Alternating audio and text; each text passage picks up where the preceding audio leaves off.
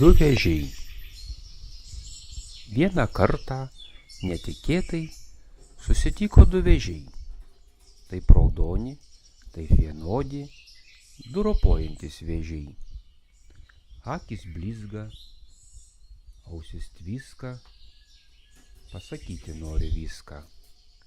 Savo žnyplėm susitvėrę, žadina jie meilės fėją.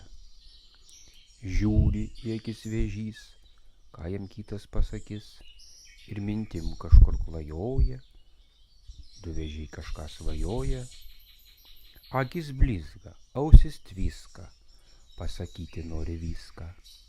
Savo žnyplėm susitvėrę, jie surado meilės gėlę.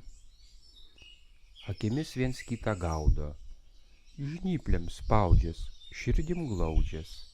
Du klajūnai, du svajūnai, patikėkit, taip juk būna.